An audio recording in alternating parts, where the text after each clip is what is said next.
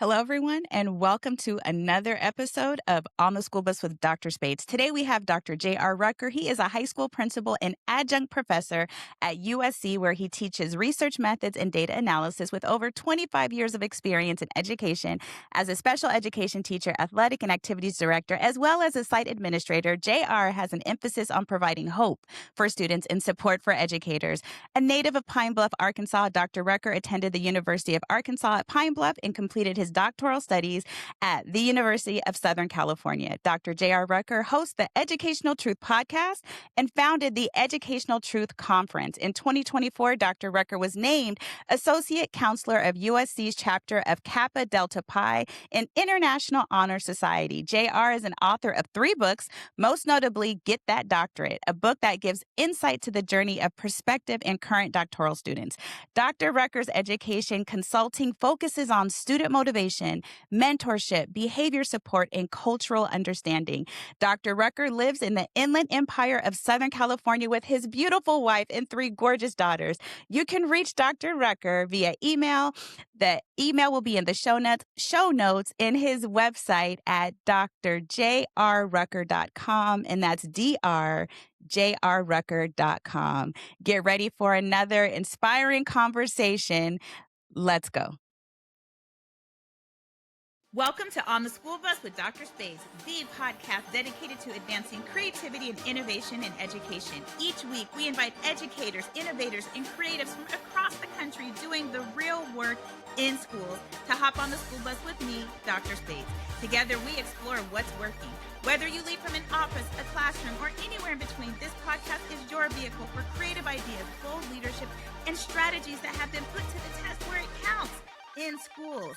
Because our children, families, caregivers, and communities are counting on us to equip the next generation for success. Let's go.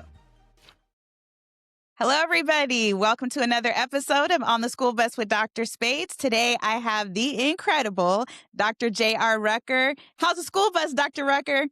Thank you for picking me up. I'm so excited. The school bus looks amazing, and I'm just glad I got a seat. All right, cool. So we are going to go ahead and get started. You guys heard his amazing bio before he hopped on with us today. But in your words, Dr. Rucker, who are you? Who is Dr. J.R. Rucker? I'm a mama's boy. I'm the youngest of 7, and so being the youngest of 7, it's like you're on the athletic team and you're on the bench. You're the last person on the bench with the coach because you see all your older siblings. And it's not that my mother was saying anything directly to me, but I could tell stuff she liked, stuff she didn't like. And so, I'm a mama's boy. I'm a husband. I'm a father. But most importantly, or outside of being a husband, father, one of the things is I want to be a hope dealer. I want to inspire young people and never stop growing myself. I'm not a finished product. At 49 years old, I'm not finished. I still got a lot to learn. And so, that's pretty much who I am. I love that, a hope dealer. Yeah. That's incredible. Can you say a little bit more about that? So, the very short version of a long story was my dad was in the Korean War. And so my mother was an amazing mother and spouse, but coming up, me and my older siblings, we had some challenges, but God carried us through. And one of the jobs I had, just to help out around the house was I was a paper boy in Pine Bluff, Arkansas, for the Pine Bluff commercial. And so we don't have them now, but you had to have like the little satchel you put on over your shoulders and you ride the bike. And so I would throw my newspaper routes. And so it's the same way that I approach education. Wherever I'm at, just like I threw those newspapers, I want to throw hope. And love it. There shouldn't be any shortage of that. I think now more than ever, our educators need it. Yes. Our families need it and our students need it. And I just didn't have a lot of hope coming up. I didn't have like a whole bunch of people pouring into me. And I told myself, hey, when I start working with students, I'm gonna give them that look of love to make sure that they know no matter what their grades are, no matter what their side of the tracks they're on, I'm going to believe in you and we can dream the impossible. So that's the hope dealer concept. I got chills. I love it. Thank you. Yeah. Thank you. I will always give you credit for that. Okay. That's a book. You know what? And that's actually, and I think there's another motivational speaker So I want to make sure I want to get any copyright infringements. But there is another motivational speaker that has mentioned, I think I saw somewhere on the internet, Hope Dealer. So uh, Okay. I didn't take it from him, but I still want to make sure I give that person props. Yeah, that's powerful. That's Yeah. so Yeah. important now, and I think, we underestimate the power. I always say it's like our underutilized superpower as educators, just pouring into people. You mentioned adults and, teachers, but children. And I have to find the study because I reference it often. But when I was working on my doctorate, I remember reading a study Where'd you that go to school? I went to USC. Oh, okay. Okay. Okay. That's a good And school. Oh, you? go ahead. Go ahead. I went there too. I went Awesome. there too. Wow, fight on, Okay. Dr. Rucker. Okay. There you go. There you go. Okay. But it talked about, students were talking about um, the amount of people who poured into them, said something positive to them, a very specific information in between the time they were in kindergarten and high school, and the number was insanely, insanely low. So what was common was people were graduating from high school and never having an adult say anything positive to them, and that's something I think resonates with a lot of people. So thank you for changing that for your community. Problem. No Yeah. problem. So let's get into it. I have some questions for you. You are a leader who is committed to equity, restorative justice, and student centered leadership. How did your experiences as a special education teacher and administrator shape this philosophy? You know what? I approach special education as if I was a they call it gate now. When I was Mm, in elementary, I think it was called uh magnificent and gifted minds or something like okay. that. But I approach special education in that way. So you could have a student, in my Mm, mind at least, you may have a student that has exceptional intelligence, right? So that yes. would be above the norm. And then you have some students that may have some learning disabilities that might put their baseline below the norm. Hmm. So I approached it as these students just need some type of particular instructional style. I Mm, didn't look down on my students. And yes. so the best thing ever for me was that I started off my career. I was kind of misassigned to fill in a gap. I was Hmm. a general ed math teacher, Mm, wow. and Gary High School in Pomona. And then after that, I did 9 years as a special education teacher, some emotional disturbance. But what that did was that really lamented to me every child is different. Mm, And, if, Dr. Spates, if you were to ask me to, hey, why don't you, JR, come over my house?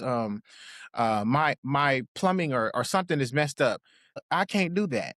right. I'm not gifted in Right. doing construction work. That's Yes. not me. There are things I can Yes. do well. And I believe kids as well, they have, multiple domains of intelligence. And Hmm. sometimes in our school system, we only emphasize one or two. So being a special education teacher was a blessing to me. It was beautiful. And it really taught me all I have to do is find one door of opening, one door of engagement to reach students, one door to let them know, hey, it's okay. I have your back. And as a matter of fact, your teacher didn't make straight A's in middle school. Your Right. teacher graduated from high school with like a 2.3 GPA. So Yes. Yes. I want them to know, hey, there's a connection. I see you, and you are enough to accomplish the goals and dreams you have. I love that. Thank you. Can you share a moment when you realized the power of restorative practices where you experienced a moment where that transformed a situation or a student? So I would say that because I was kind of one of those students that I actually needed someone. I met with my counselor once a year. It was kind Mm, of matter of factly like, hey, what classes you want? And okay. it felt like I was going through the just like an assembly line. Mm, mhm. My seventh grade teacher told me I wasn't college material, pulled me after school. He was a seventh grade math teacher, had me Wow. stay after school just to to make sure Just I knew. Don't take wow. them college level classes next year, son, because you're not college material. Wow. And so for me, I think it's been an elongated journey of Mhm. learning the transformational power. So, this is genuine. It's not some type of plug, but I think by the time I got to USC as an educator, it really took off all the shackles that I had Mm, about the possibilities, meeting people that you've had guests on the show like Dr. Cash and mhm. Dr. Brianna Hinga. and Dr. Marcia Riggio. Those professors really just kind of blew my mind Right. and let me know that we can achieve what we need to do in Yes. education. Sometimes we got to think outside the box, Right. and we also have to understand that it takes a level of understanding and humility in order Yes. to reach the students and families we're going to teach. So, in a weird way, it was kind of I had to live through the transformation of what Sure. I love education that. can do, and I would also say that watching my siblings in 1981. July of 1981, the Los Angeles Times did a feature on our family because we were just pretty much doing bad. Hmm. And to see what education has done for my siblings, I have a brother that graduated, or excuse me, two sisters, one that's a accountant, another social worker, another Wow. sister that's a judge. My Wow. brother retired as assistant warden, all through Wow. education. And so for Wow. me and my family and our journey, education was a transformational event.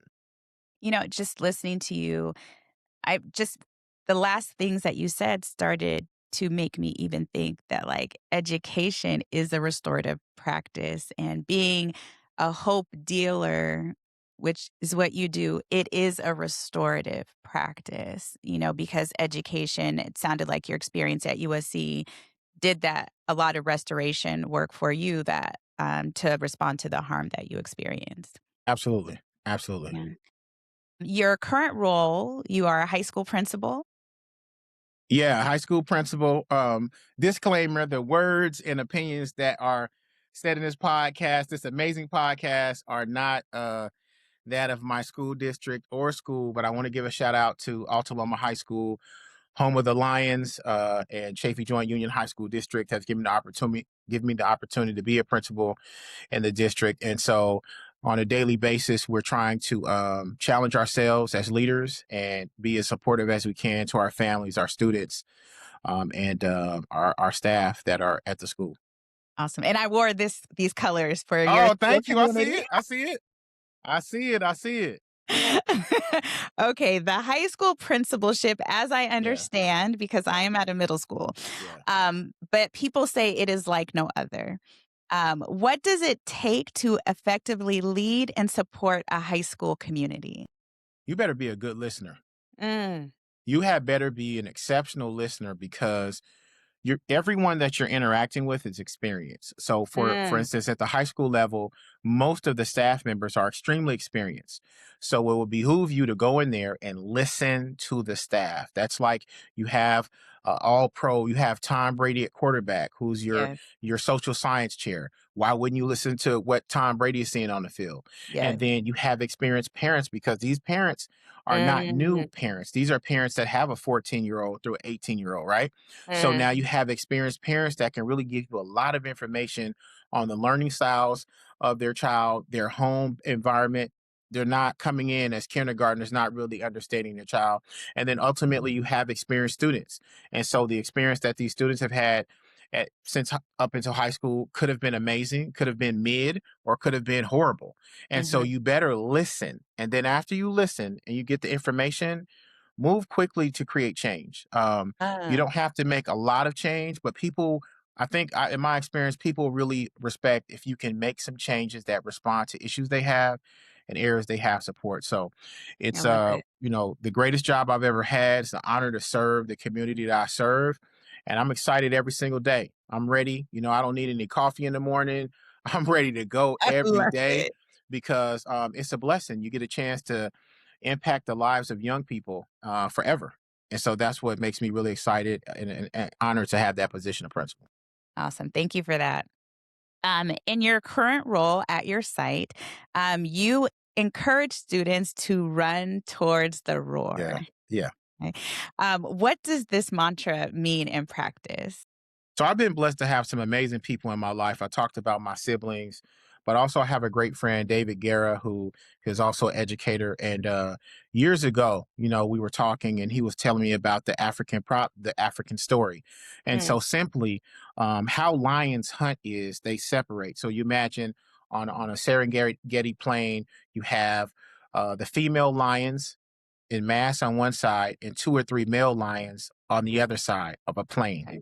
Okay. What happens is when they hunt, the prey they're afraid of the sound of a lion's roar. So when they hear the three male lions roar, they go the opposite direction. And in Okay. going the opposite direction of the roar, they go right into the trap of the female lions and they pounce and they get the prey. And Okay. so in our lives, in reality, what we should be doing is running towards the direction of our roar. So for Mm, me, I'm trying to lose weight. So I got to run towards the roar of making sure I'm doing my intermittent fasting and working out. For someone else's roar might be in like, man, I went through a divorce and I got to get back out there in that dating field and I don't want right. to. We all have a roar. We might have self doubt. By the time we Yeah. finish this podcast, if you have any inch of imposter syndrome on this podcast, I'm gonna make sure you don't have it because we all have a roar, and when we're attempting to do things, that's when we have those challenges. And so we all have it, and we just got to go towards it, prepare ourselves, and be courageous and go after our dreams. I love it. I love it. Okay. Thank you. You're challenging me today. Let's go. Let's go. Let's go. And so, how do you motivate students and staff to embrace challenges and maintain high expectations so it's living out that roar? How do you do that? I remind them of who they are. Mm. I put a mirror up and say, this is the school that accomplished all these things. You are the student that made it this far. There are students that are no longer in school, they dropped out. Mm. You Mm. are still here. And I remind them, if there's things in their family that they need to be proud of. But I remind them, first of all, of who they are. And Okay. then I let them know what I see. So that Mm. might be things they've never been told. I might have to tell you, hey, I think you are an excellent teacher. I love your engagement. Like sometimes the teachers that have great student engagement, they get criticized because they have a great relationship with students. And Mm. so, whatever it is, I'm going to share with them what I see in them. And then ultimately, I tell them, whatever we do, we're going to do it together. It's Mhm. not going to be in isolation. So I'm not going to go tell you to go raise those scores without Right. giving you the tools and walking with you shoulder to shoulder, courageously moving towards that. If it's a student that's not doing academic, Mhm. um, not to say too much, but there's some students Yeah. that are struggling, and I'm At actually every committed school. to meeting with them every Monday Yeah. after school I to love it. get them right on track. So I think I the thing love it. is making sure you remind people of who they really are, not Mm. the outcomes, because Mm. sometimes our outcomes in our life are telling a lie about who we are. So if I went through a Oh, bad breakup or a divorce, that doesn't mean I'm a failure. That just means that right. situation I needed to pivot. Guess what? I'm back. I'm dating again. And Right. that's how you have to approach things in I life. You have love to it. make sure that you understand who you are and really get a vision or reimagine yourself, and then making sure you have people around you that can work out that vision with you. So that's how I approach it with staff, students, and parents. Awesome, incredible. Um, wow, and I love that even I love what just highlighting even that teacher piece, and so helping your team reframe what other people may have said about them. Oh, they have just great relationships with students. Yes, we hear that, but I love it's just Yeah. like, oh no, no. But you have Right. great engagement. So thank you. Thank you for sharing that. Um, your school has an incredible social media Yeah. presence. Yeah. Oh my gosh. I have been inspired by many a thing. Mhm. But talk to us about some of the digital campaigns your community has enacted. And if you can walk us through the strategy behind the campaigns and share lessons on how schools can use digital platforms to build a positive narrative about their campus and drive inclusion. All right. Well, all credit goes to the staff as a rookie principal. I kind of walked into I tell people it's like watching an episode of HGTV where they Okay. say, we've designed this whole new house for you, and all you have to do is turn the key. It's a turnkey school. The staff is Wow. amazing. The students are amazing. But the real sauce is that parents and students spend, including myself, we spend an absorbent amount of time on our cell phones. And Mm, then with social media, it's how we communicate. It's how a lot of people receive news. And I'm going to be honest with you, 2, 3 days a week, sometimes at night, is how I decompress. And so, since we have everyone's attention on these cell phones and on social media, we can lean into it because it's still free. Now, in five mm, years, they may start charging per Instagram post or TikTok right. post, but it's free. It doesn't take any money. And so, what the campus I'm at my school, what we've really done is just lean into it. And so we've had internal challenges. Hey, how many times can you post a week? Let's make some bigger things. Let's flood the market. The same thing that you would look at a Google campaign or Mm, something that Apple would do, a campaign. We have to take that same approach to education. It's interesting how much time corporate companies spend attracting young people. As yes. you may know this, there are companies that create cannabis chips, THC chips that look Mhm. just like Doritos. Yeah. So to the naked Yeah. eye, it's like, oh, that's a bag of Doritos. No, it's Yeah. not. And Yeah. so they Yeah. work extremely hard to get the attention of all of us. Schools Mhm. have to get back on that. So They we're do. no more of that regular post. Actually, you Right. were one of my people I looked at because I was like, that's so refreshing that I can even say I remember seeing you the first time and I was like, that's it. You made videos so parents could see you talk, can actually get the message because they're probably going to be on Facebook. And when you did that, you took 10 steps ahead of everyone as a principal, because I'm going to be honest, I'm a parent too. And looking at the different tools we have, like Parent Square, I don't check all my emails. I'm sorry, I'm guilty, but I don't. And so, and sometimes you get flooded with the many different notifications. But if I'm zooming on Facebook, and and I see Dr. Spates saying, "Hey, this week this is what we're doing," it's different. And so we have to compete. We're competing for attention, Mhm. and so but the biggest thing we've done, I would say, is we create themes. Mm. So if we really want to attack something, we have the California Assembly bill, for instance, that everyone needs to have some form of cell phone policy by July 2026.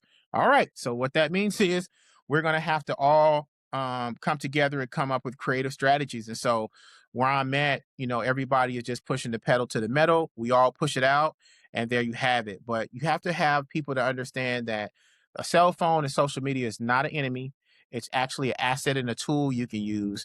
And then the final piece is collaborating. So Mhm. the collaboration tool on Instagram, any educator, you can Mm. have your organizations do it. So you can have your basketball team post, add you as a collaborator, not just as a tag, but add you as a collaborator. And Mhm. so they collaborate with 5 other social media sites from your school, and it looks like everybody posted. So we're still learning and we're still studying, but there's no need to us to spend 5 days on a PD trying to figure out how to raise math scores, and we don't even put any time understanding our growing technology world and what has our students' attention. And it's a couple of things. One, it's powerful because many districts in California are declining enrollment districts, and we have declining enrollment schools. So there are great things happening. I know because Alta Loma posts on high school. So just shout out to Alta Loma High School, your entire team. But if I was a student or if I was a parent in your community, if that's what I'm seeing, that's the environment I'm going to enroll my child in, right? And so there is a financial benefit really to districts to get into it and tell the positive narratives at school. But I also, educators are humble, and this is my frustration interviewing great people like you, Dr. Rucker. So, what he said, all of that, yes, but they did a media day campaign at the beginning of the school year. So, I do want you to talk a little bit about that. And then the campaign that I saw, it's more than just them creating a post and tagging it. So thank you for that strategy. But they did a Lions Don't Litter campaign, which is very thoughtful. So it's not just individuals just posting, it's very coordinated, it's beautiful. Kids are involved. It's not just the principal talking. At all. But can you talk about your media day, how you guys did that? And then can you talk to us a little bit about how you put together the Lions Don't Litter campaign? Yeah, so my situation in coming into my school was a unique situation because we were actually transitioning from our mascot. Mm. So we had a previous mascot, and we were transitioning into Lions. And so there was a, kids say vibe. There was a vibe in the summer where I felt like people just didn't know, just a little awkward, not necessarily bad, but how do we do this? And so and my whole life I only know how to do things one way, and that's like, let's go all the way out, let's have fun, and let's celebrate. So you kind of mocking what I see Division 1 athletic teams do. Mm. And I had a 10-year span with my good friend David Guerra, running a magazine, high school sports magazine called IE Preps. Media days allow you to collect a lot of media content in a short time where you can Okay. spread it out over weeks. And so I knew we needed to get some content celebrating who we were as a school. Summertime is kind of dead, especially around July 1st. And so we Mhm. were like, let's just hit it. So again, all credit goes to people like my amazing activities director, Samantha Kettle, and Tage Mitchell, and my admin team. But it really just allowed us to collect data. We got excited about the year, and I think that is something that all schools should start doing: is media days Mhm. in the summer, and be Okay. creative as possible. One side note is that as our society changes, things that were automatic have to constantly be updated. And I think Mm, schools, as you mentioned, really need to start promoting and advertising their school. It yeah. used to be a given. If you lived at, one, Right. two, three, four Maple Street, you went to Mhm. this high school, but that's not anymore. So you're Yes. competing for the trust of parents. You're competing for the engagement of students, and so I really believe it's important now for educators to step it up.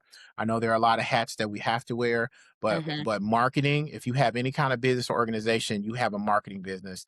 And I firmly believe that if you look at the leading companies, they have a strong marketing company. So, and do you have a team at your site? Is there a vice principal or assistant principal who kinda leads the work?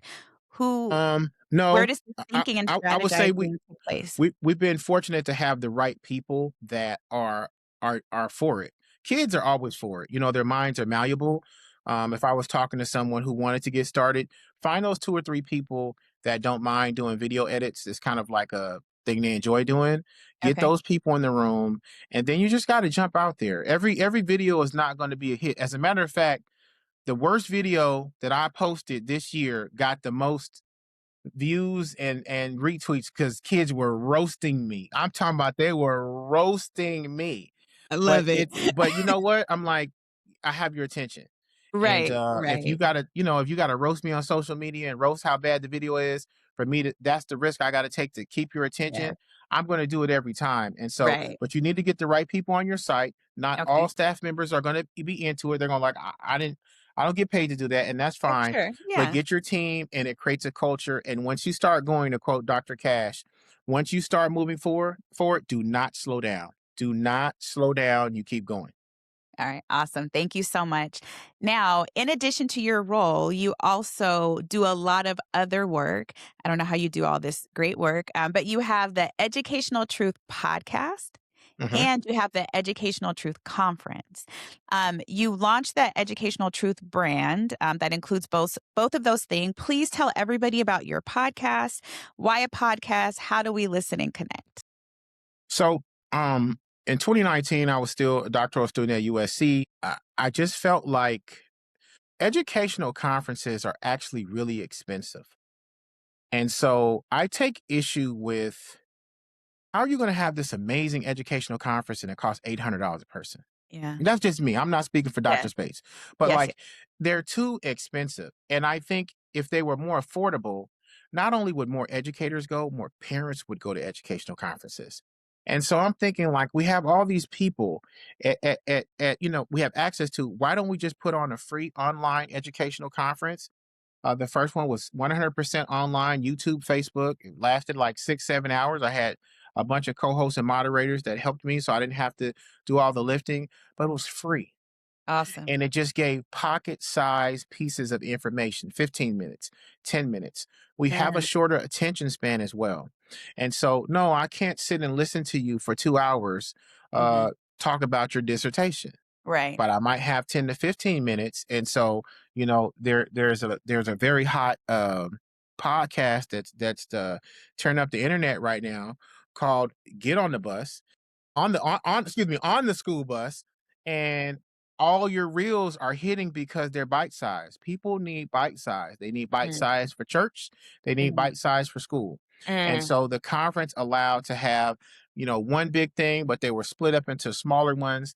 And then ultimately, our egos want to tell us that when we write a dissertation and we write an academic article and we get published, our egos want to tell us that people are going to run and mm. want to read that, right? But Right, guess right. what? They don't want to read our dissertation unless Right. they're another academic. No, Right. Right. I'm sorry. Right. So True. so what we have to do is get the information into a form that people can eat it in. You don't give Love it. a 5-month-old or 8-month-old baby a Hmm. steak, right? You Right. know, you Right. got to puree that bad boy. So Right. we're going to Right. puree this educational content in the media form onto social media, 1 minute clips, 2 minute clips, 10 minutes.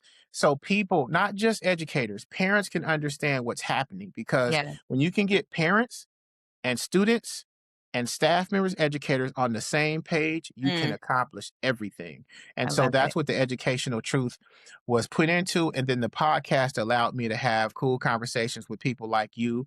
That just, we can kind of talk about things that we typically can't talk about. Like Right. a topic that would be very interesting right now was the just incredible expectation that educators have right now. When I was in high Yeah. school, my high school teachers didn't have email. Right. When I was in high school, I'm gonna tell you this, and I'm so sorry to my alumni at Pine Bluff High School in Arkansas. I don't remember who my principal was. I don't Mm, remember who my assistant principals was because I hmm. wasn't in the office. And if they didn't have email and they didn't have Right. cell phones, I think they had the best job in the world because my classmates did not act bad. And I'm like, man, they had it Right. made. So right. So Yes. the amount of stress that It's a lot. educators have, I think podcasts and parents, they need podcasts on education and learning. I think that's the I next love step. it. All right. Thank you so much. Let's talk about supporting new educators a little bit. As a school, because well, I don't know. I don't know. Let me find out. So, as a school leader, can you share wisdom with new or aspiring teachers or school leaders to help them be successful and avoid common pitfalls? So, I have teachers who are interested in becoming admin, Yeah. people Yeah. interested in becoming teachers. Help us out. So for if you want to go into education, I would say that you really got to get under some people that's going to allow you to grow and not turn into carbon copies of who they are as educators. And you may be around the best educator in the world, but you still need to be yourself. Yes. So the actual gift of having a new educator is that they're bringing in new talent to an organization. Hmm. So oh man, I'm so mad I'm forgetting this her name. She won dissertation. She was recommended for dissertation of the year. I'm so mad, but she talked about the difference between diversity and inclusion. And so, what that means is, what you ideally want to be as a new educator is someone that comes into an organization, is a collaborator, is willing to learn and be mentored, but also bring yourself to the campus. Love Meaning that. that if you're male, female, black, white, whatever you want to designate yourself, if you come into this organization and you literally just like dissolve and you are no more, you Mm, really haven't added to the organization because you're just yeah. basically repeating. Right. Really, what organizations or schools need are young talent that can come in, and young meaning young at heart or young at age, Yeah. come in and bring new ideas and new perspective, as well as be able to integrate into the awesome culture that they're joining. So that would be my advice for a new educator. We need you. We need Yes. your innovation, and we need your new perspective because the more we can get up to date, the more Hmm. we will be able to look at ourselves as a real business sector, helping students.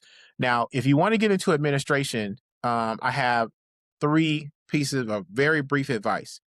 If you are already getting tagged, so people are already saying, hey, you should be, you got some high reps in districts saying, hey, have you ever thought about being an administrator? Mm, That's your sign. Okay. mm. That's Okay. your sign that they're looking at you. So you probably should stay where you are because Okay. they're looking at you. You know what I mean? That's like you being at a club and somebody winking at you across the dance floor. Right. Hey, you in a good spot, right? Okay. But Right. Right. right, but if you are in a situation where you're looking for mentorship and you don't really see it, you're either going to have to find someone that's an educational that's an administrator that may be outside of your district, or you might have to get yourself into a program before the position opens up. So you administrative Mhm. educational administrative program that can kind of guide you. But Okay. ultimately, you should, and this is just my philosophy of life, Hmm. you should go to places where people are looking for you. I love it. I believe in looking for people that's looking for you. Mm, You don't need a million people to think you cute or fine. right. You just need one person to think you cute or fine, and that's Right. called a relationship, right? Right. It's Right. the Right. same thing with you getting opportunities in education. You might go to a district and they just look at you like, so, and then Right. you can go to another district and they're like, wow, this is our Yes. person. And Yes. so I think you have to be very cautious about where you invest your time in life and as a professional. And so I would say get environments where you can be edified and you can have upward mobility.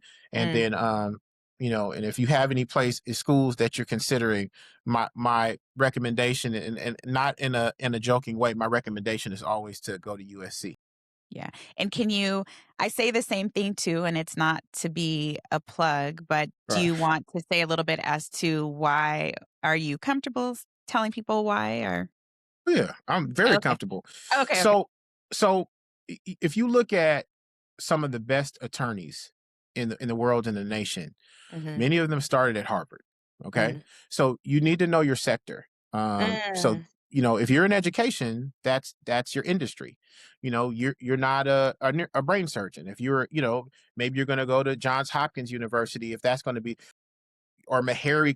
You are an educator, so you need to go where you're going to have connections, have information and wisdom imparted to you, and you Mhm. can be where the best and brightest are. Now, there are other great schools of education, but if you live in Southern California, to me, it's a no brainer. Now, I can tell you that sitting on both sides of the table, as someone who has been interviewed and as Mhm. someone that gives interview, when a candidate, and I tell my students this, I just told them this past Wednesday night, when a candidate comes to a job and you see on their resume that they went to USC, before I went to USC, I'm still looking at it different. Like, wow, that's SC. You have a step up, and then there's a push at SC to have the best and the most. We have the most sitting superintendents. So I think you have to look, if you're in education, that's what you need to do. Not any knock on any place you go. Absolutely By not. all means, do you boo boo. Right. But when it comes to the truth Mhm. is your best bet is to connect with USC if you really want to get into educational leadership. So thank you for that. You wrote several books. I just purchased, Get Thank That you. Yes, Thank you. absolutely. Thank you for Thank you. writing it. Thank you. Get That Doctorate. It aims to help aspiring doctoral students. While your upcoming work, The Last Lap, focusing on cultural understanding and safe spaces, will focus on conversations about race and equity. What inspired you to write these books? And then, what are some common misconceptions about doctoral study or diversity work do you hope to dispel? Well, in my life, you know, I haven't, I wasn't, so I just imagine, I don't know Shaquille O'Neal, but like I just imagine, I know he was about 6'2" or 6'4" when he was 11, right? So by the time he's in high school, he's about 6'9", 6'10".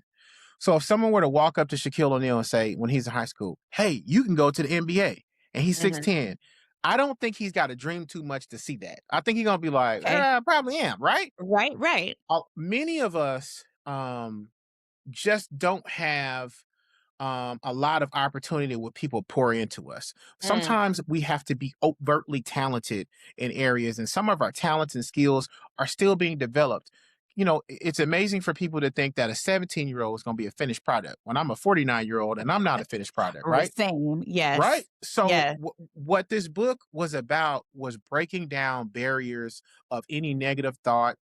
I find that sometimes people have a desire, if they accomplish a goal, sometimes people call them gatekeepers, but if they accomplish a goal, once they accomplish it, they aspire to make their accomplishment even more intense so no one else can do it. So in Right, order for me to elevate myself, I have to say you don't have, it's too difficult. And right. I wanted to dispel that. I believe that I should have went and got my doctorate probably 10 years before, Mhm. but you can get around one wrong person that can Yeah. put just enough seed in your mind to think you can't do it. And the reality is you absolutely can do it. It's a very attainable goal. You have to have some Absolutely. discipline, and there's going to be some tough moments. But Mhm. that book was written for anyone who's thinking about it and needs to hear the truth, not someone Nice. that's going to sit up here and tell you, well, first of all, you got to do a 150-page dissertation. I mean, if you're starting that, Right, you're going to have a lot of people say, I don't want to do it. And so I'm right. not one of those people. if there's something I know how to do, I'm going to share it. And I want to help empower people. And then the other book, just being alive, growing up in the South and in Southern California. Um, I think right now, more than anything, our children, our world need people that can um, we don't need any more people being brutally honest. We need people that can be respectfully honest. And we Mm, need safe people we can talk to. So, for instance, yeah. if I was in a situation where, as a man, I wasn't sure if how to approach a situation where I had a female colleague or Mhm. a female neighbor or something, and something was going Right. on where I needed to approach it. Mhm. It would be great if I had a female in my life that I could safely ask a question that may be controversial, right? Right, And right. so, what the book is about is one us learning how to talk to each other respectfully.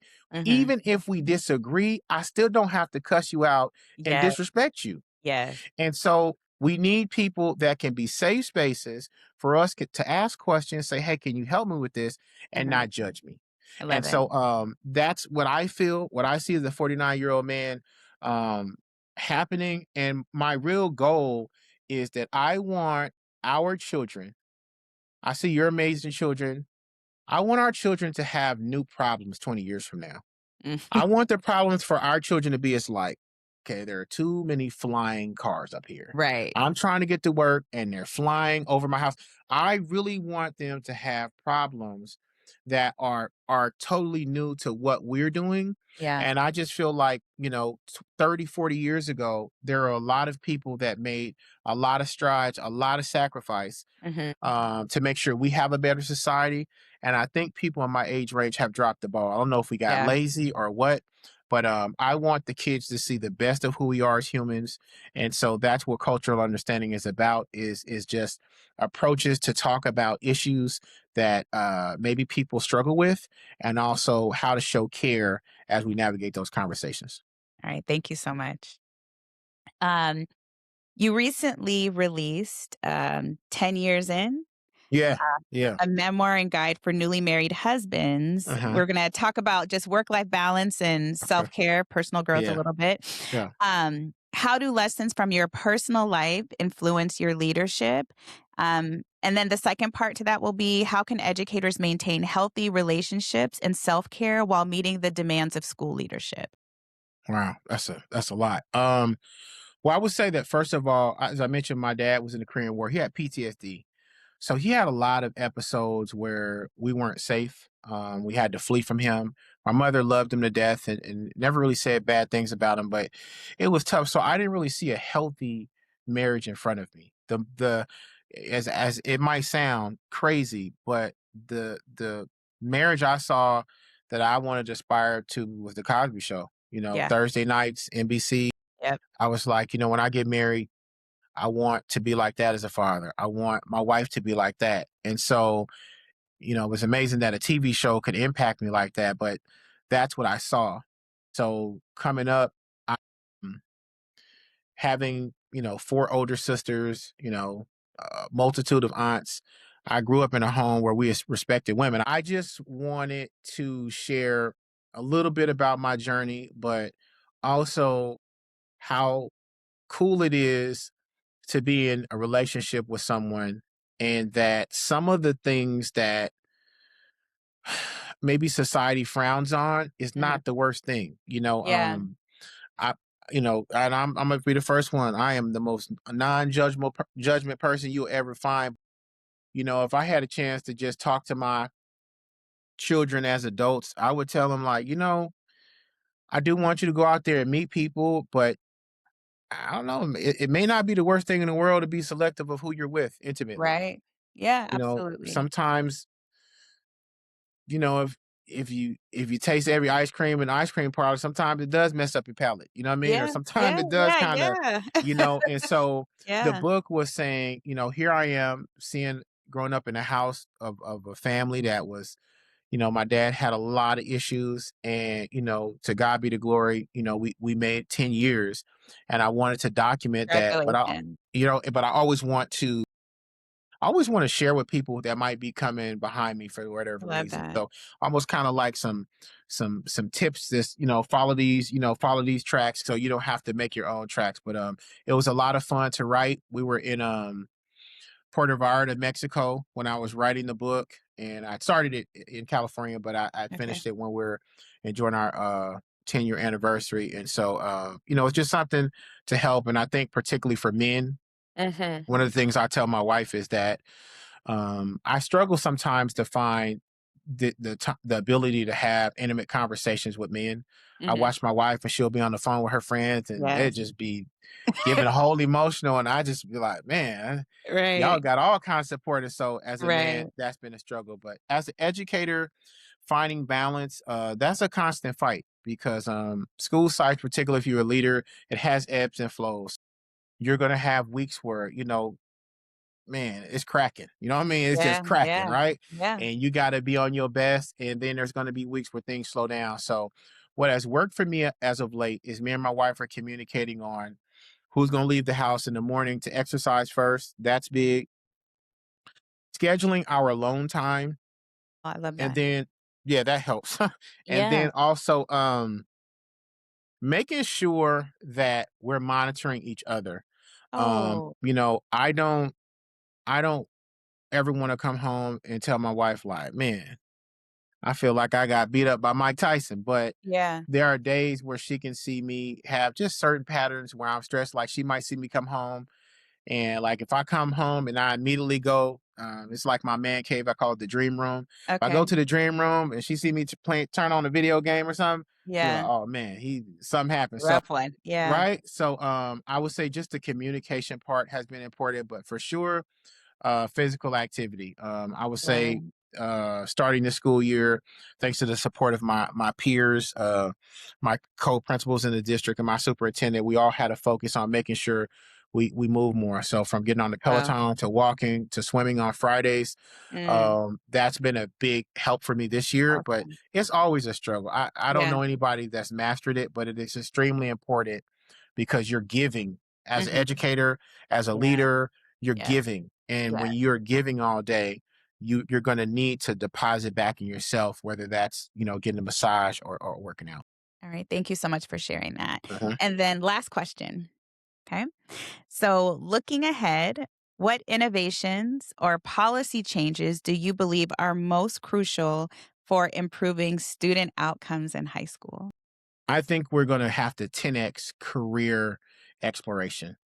So Okay. a lot of times, and I'm guilty of it. Like I will before this podcast started, I had to tell my three daughters, look, I'm about to do this podcast. I don't want to hear nobody yelling. Y'all go downstairs, like it's compliance, right? So a Yes. part of education is sometimes we just want students to be compliant. But Hmm. just think about this. If you go to kindergarten and then you do 12 years, first grade through 12th grade, that's 13 years, right? Hmm. We should literally be exploring careers on a weekly basis with students. And I Mm. don't think we have fully understood. Sometimes we get lost. We got our data metrics, we have our rankings, we Yeah. get the sign in front of the school, California Distinguished School. Right. But the Right. reality is, if you have kids walking around and they've been in school for public school or whatever, private for 8, 9 years, and you Hmm. say, hey, what do you want to do? And they're like, I don't know. Yeah.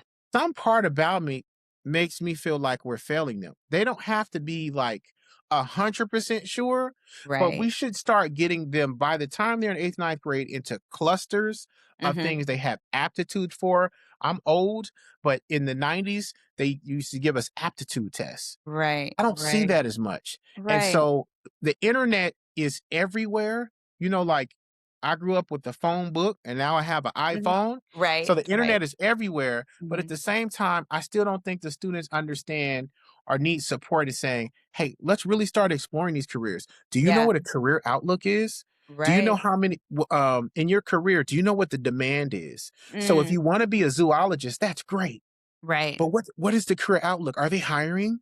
Right. Are they hiring in Right. our region? So Right. I just think we need to 10x that one point, and I Okay. think we'll get students more connected to school, Yeah. and we'll get Yes. more into an end result of, Yes. okay, I'm here to learn and have fun and get my teenage years, but I really, really got to hone in onto what I'm doing, and so I can have a career and take care of myself. All right, thank you. That's powerful. Another nugget for me to think about, even being in middle school now, how we can Right. start doing that work now Yes. so they have Yes. some thought before I hand them over to you. So Yes. thank you, Dr. J.R. Rucker, for riding on the school bus with us today. May everybody continue to find joy in what they're doing because our communities, they need us. Have a great day. Thank you. Fight on. Fight on.